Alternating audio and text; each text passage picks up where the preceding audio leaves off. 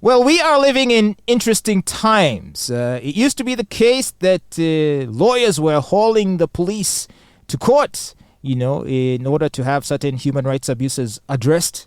But now we're seeing something quite the opposite. We're seeing lawyers going to court to defend police, would you believe? So the High Court in Kampala has pushed until the 9th of April a hearing of a case in which a human rights lawyer, Stephen Kalali, is seeking to have the Uganda police officers' living conditions improved. Who would have thought lawyers would be defending the police? The police. This is quite interesting. So I'm not really understanding the details of this. I mean, of course, we do know that the police do not live under the best conditions. Yes.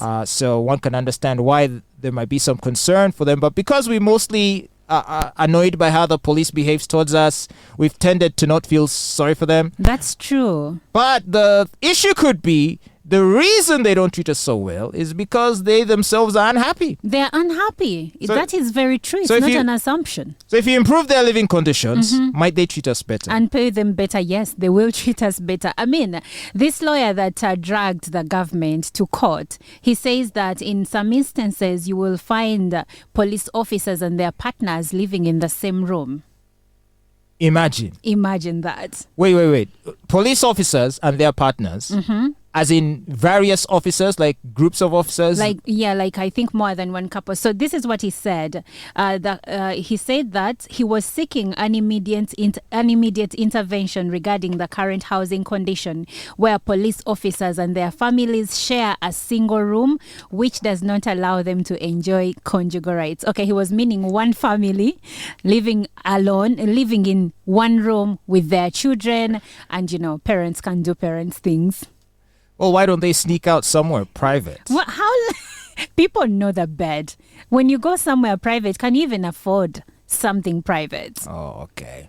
Wow. Well, this is think of it as family planning or birth control. Have you been to Police Barracks? Have you seen the number of kids? Yeah.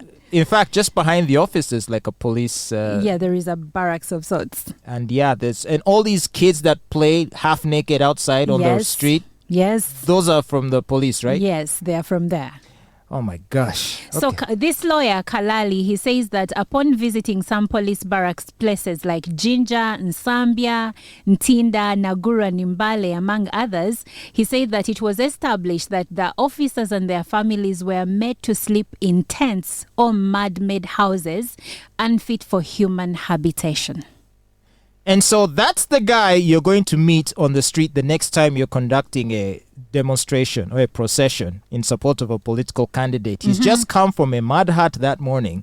Meaning there is no power, no running water.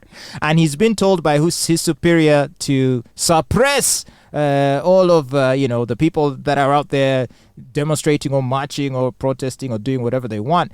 Don't you think he will come with all of the anger from his miserable life of living in a hut to just treat you? He's going to project onto you the hatred he has for himself onto you. Yeah, that's true.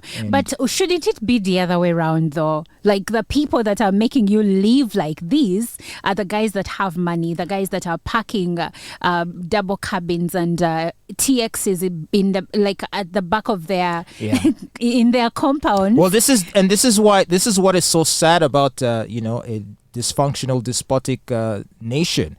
Is that you have citizens turning against citizens because these officers are citizens too. Yes, they are.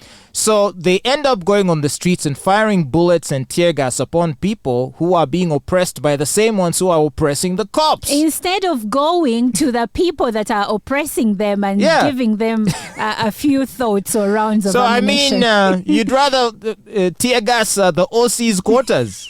He's the one that's putting you in that mess. Not the guy who's marching on the street hoping for a better life for himself and better hospitals and schools. We're in this together, except you're turning your guns onto the canisters onto your brothers and sisters. And now I was speaking in jest when I said do whatever to the OC. Of course, I'm kidding. Don't. Because the OC in most cases is also in the same predicament. In the same predicament. My point is, I think we need to come together. So if you're a police officer or, some sergeant, and you're really suffering under these miserable conditions, and you're being told to go and oppress your brothers and sisters who may be out there freely trying to express their rights, maybe think twice about it. But what do you expect them to do? Because when you're in the police or the army, you're supposed to follow orders. That's the thing. But they say revolutions arise when the army lays down, or the army and security lays down their weapons and joins the masses. So like when we had the November riots in 2020, and was it 2020 or 2021? And then you have people like police is sent to the streets to quash the protests, and then police refuses to quash the protest. They refuse to fire bullets, and then they start. Actually, that can be so funny. The hunter becoming the hunted. And of course, if you're in a position of power, the last thing you want is for security forces and the masses to join hands, because indeed you will get a revolution. We saw this with Arab Spring. The only reason Arab Spring ever took place is because the security allowed it to.